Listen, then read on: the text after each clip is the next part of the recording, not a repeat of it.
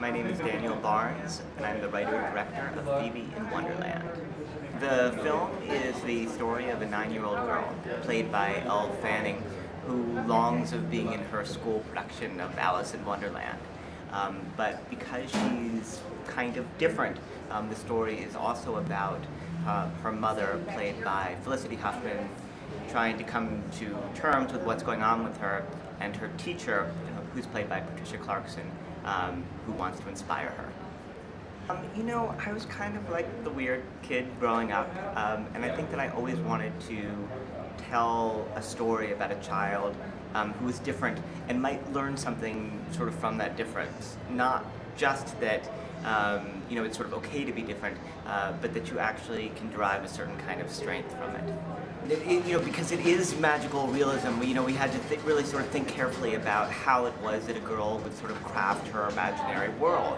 And it was interesting because, I think because we are sort of an independent film, we didn't have unlimited choices in terms of creating, CG environments or kind of using special effects. And it actually ended up being a great blessing for us because it really forced us to think about how it is that children imagine things. And I think so often you go and see films where you do have these extraordinary sort of effects, and they feel they're sort of like adult creations of what a child would think. And we really tried to think very carefully about how Phoebe would sort of imagine her fantasy life. And so we decided that she would kind of cast it, she would take people from her real life and put them in her sort of imaginary world. And we really wanted her imaginary world to feel like the real world, but heightened. So we made it that much more kind of colorful and bright and beautiful. It's been a long time in the dreaming. I mean, I wrote this film, the first draft of the screenplay was written about 10 or 11 years ago.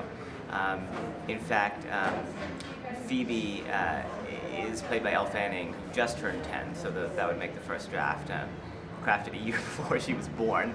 So I've been thinking about it for quite some time, and revising some of the sort of the writing of it.